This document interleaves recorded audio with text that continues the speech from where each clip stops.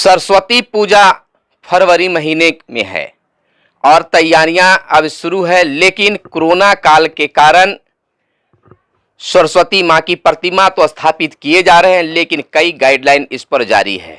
इस समय हम हैं एक मूर्ति कलाकार के यहाँ, जहां सैकड़ों मां सरस्वती की प्रतिमाएं बनाए गए हैं, लेकिन कहना है इनका कि कोरोना के कारण इस साल जितना हम मूर्ति बना पाए हैं उतना सेलिंग नहीं हो पाया है, यानी कि 25% का उसमें गिरावट हुआ है।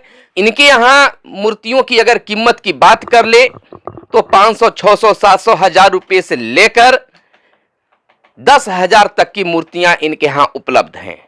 इनका कहना है कि इस कोरोना काल के घड़ी में मांग कुछ घटी है, जिसके कारण जिस मूर्ति को पहले हम 5,000 में बेचा करते थे उसको दामों में, मूल्य में गिरावट कर दिया गया है। यानी 5,000 की मूर्ति को इस साल जो है 3,000, 4,000 बने केवल बना दिए हैं, तो अब केवल उनको निकालने की जरूरत को लेकर कि मेहनताना भी कम से कम जो हमारा लगा है पैसा वो भी कम से कम निकल जाए। तो आइए देखिए यहाँ पर जो है कि यहाँ पर जो है कलाकार जो हैं, काफी युवा कलाकार यहाँ पर हैं। इनके देखिए अभिभावक भी यहाँ पर बैठे हुए हैं जो इनके गाइडलाइन में सारे काम हो रहे हैं, इनके गाइडलाइन में करते हैं अपना काम।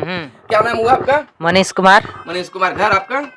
घर नरसन है। कब से आप मूर्ति बनाना प्रारंभ किए?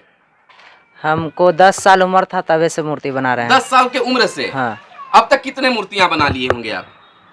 लगभग। माँ सरस्वती का ही प्रतिमा बनाते हैं कि लक्ष्मी और दुर्गा जी का? सब चीज के बना देते हैं। इतना कला हो गया है। हाँ। तो आपको कलाकारी के लिए कहीं आप बाहर भी गए थे कि यही सीखे? नहीं, मेरा नाना जी अच्छा। कलाकार थे। अच्छा। वही सिखाए हैं, उन्हीं को पास में है। और उन्हीं के पास से आप यहाँ बनाना शुरू कर दिए? हाँ हाँ। तो इस साल कितना मूर्तियां बनाए हैं? इन साल 75 गो मूर्ति बना हुआ है। अच्छा अच्छा। और पर साल 120 गो मूर्ति था। तो कितना इसमें सेलिंग हुआ है? सेलिंग 60 गो मूर्ति हुआ है। 60 मूर्ति मात्र? उतना हाँ। बच गया? हाँ। उन्हें इस कोरोना का असर ही कह सकते हैं। हाँ। अच्छा, दाम में भी तो कुछ गिरावट आई होगी? हाँ हाँ, पूरा था। उतना दाम पहले जो मिलता था वो नहीं मिला है इन साल। मैंने केवल आप मेहनत की हाँ। जो सामान लगा उसका केवल निकल जाएगा, है कि नहीं? अगर माने कि सरकार आपको चाहे कि प्रतिमा बनाने के लिए, बेहतरी करने के लिए इनको रोजगार धंधा दे, तो क्या आप उसको कर पाइएगा? कर लीजिएगा।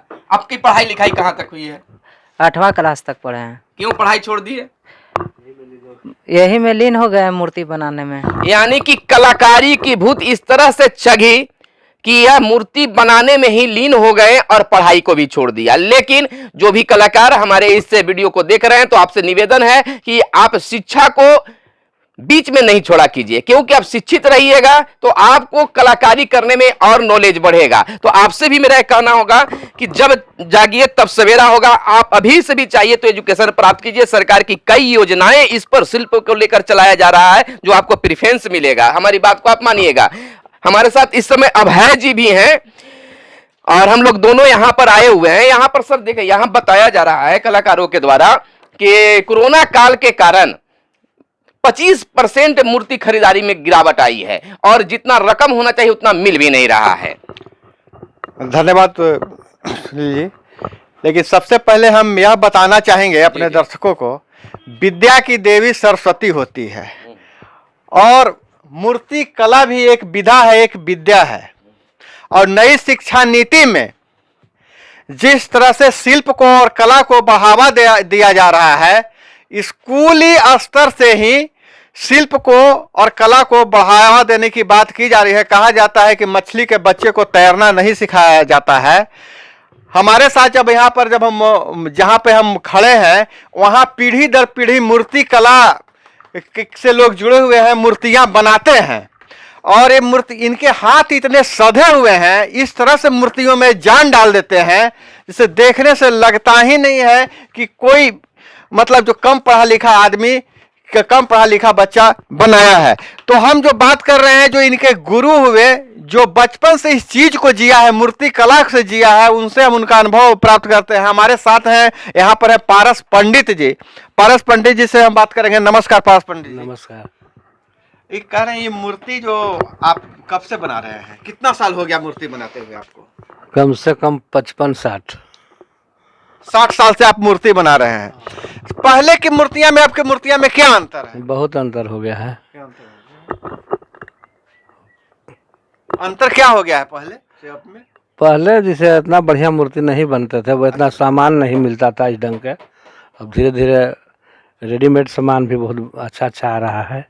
इसे आपको अभी इस काम में इतना दरअसल लगे हुए हैं, आपको क्या लगता है कि पहले से बचत कमाई बढ़ी है या घटी है? ना बढ़ी है कि घटी है कैसे? कमाई बढ़ी है, एक रोजगार का ये अवसर हाँ हाँ, खुला है। अच्छा, इस गांव नरसन गांव में पहले कितने लोग मूर्तियां बनाते थे? कोई नहीं था, हम ही बनाए हैं, शुरुआत हम ही किए हैं। मूर्ति कला का शुरुआत मतलब इस इलाके में आप किए हैं, तो पहले मूर्ति कौन बनाता था यहाँ? मुझे आसपास जो मूर्ति पूजा होती थी तो कहाँ से आते थे लोग? दाऊद नगर से मूर्ति आती थी और डिहरी से भी आती थी कभी कभी। हाँ, इधर मूर्ति नहीं, कहीं नहीं बनता था।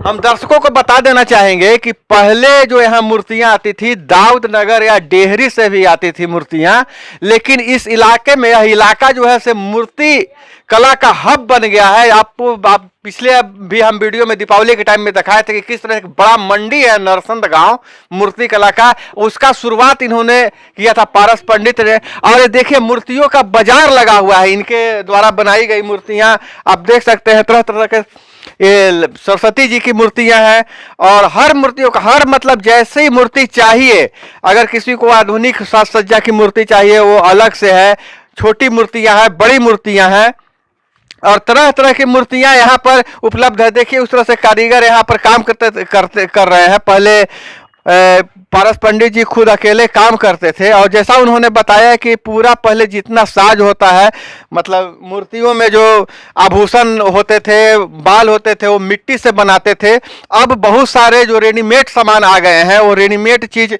लगा देते हैं, जो इससे मूर्तियां खूबसूरत भी दिखती है और समय भी बचता है और ज्यादा काम कर लेते हैं। हम बात करेंगे कि कितने लोग इनसे साथ काम करते हैं। अभी पारस पंडित जी के जो नाती हैं जो सीखे हैं उनसे मूर्ति मेरे साथ हैं, उनसे हम बात करेंगे अभी ये कितने लोगों को रोजगार मिल रहा है यहाँ और कैसे। यहाँ आपके साथ मूर्तियाँ कितने लोग मूर्ति बनाते हैं? 5 गो। 5 कारीगर हैं और सबको ये रोजगार सालों भर मिलता है कि सीजन में काम करते हैं? सीजन में करते हैं। सीजन में काम करते हैं। ये पूरे गांव में कितने घरों में मूर्तियां बनती है? 7 घर में बनता है। 7 घर में बनता है और 7 घर में लगभग 5 लोगों को रोजगार मिलता होगा या ज्यादा है कहीं? ना ना, ज्यादा नहीं है। अच्छा, 5-6 लोगों को रोजगार मिलते रहता है हर घर में, तो इसका मतलब हो गया कि 40 लोगों को रोजगार यहाँ मिल रहा है। देखिए दर्शकों को हम बताना चाहेंगे कि इस तरह से बाल बाहर से मंगाते हैं और सेट करते हैं। बिल्कुल यह लग रहा है कि आर्टिफिशियल नहीं बल्कि असली बाल लग रहा है, असली बाल है। तो ये बहुत सारे सामान आप कहाँ से मंगा पाते होंगे इसको? एक कलकत्ता से आता है। और कलकत्ता से और क्या क्या मंगा पाते हैं? नथिया आता है, मुकुट आता है। तो ये तो पहले से ही मंगा के आप रख लेते होंगे। हाँ, तो बहुत कीमत तो पहले दे देना, चुका देना पड़ता होगा आप लोगों को। अब ये पूंजी मतलब जो है इसमें बढ़िया पूंजी लगता है। अच्छा, ये मूर्तियां ऑर्डर मिलता है तब बनाते हैं कि पहले से बना के रखते हैं? ये छोटा छोटा मूर्ति ऐसी बनता है, बड़ा मूर्ति जो ऑर्डर पे भी बनता है। ऑर्डर में सबसे बड़ा मूर्ति कितना फीट का बनाते हैं? सबसे बड़ा मूर्ति ग्राहक को फरमाइश रहता है तो बनता है। अभी 8 फीट के मूर्ति बना हुआ है। उसका कितना कीमत है अभी? वो के 7,000 है। 7,000 के। अभी छोटी मूर्तियां कितने की आती है? वो सब 1,000 के है, 1,500 के है। 1,000-1,500 की मूर्तियां।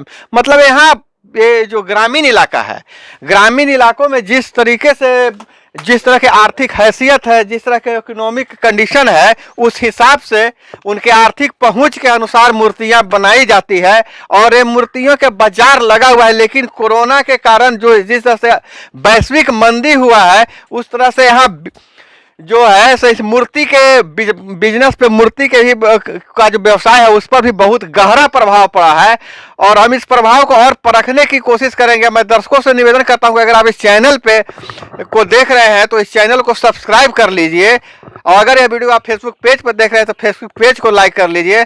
हम सुनील बॉबी और इस तरह से जानकारी देते रहेंगे। अब आपसे हम विदा लेते हैं। मैं अभय कुमार, हमारे साथ हैं मेरे मित्र सुनील बॉबी।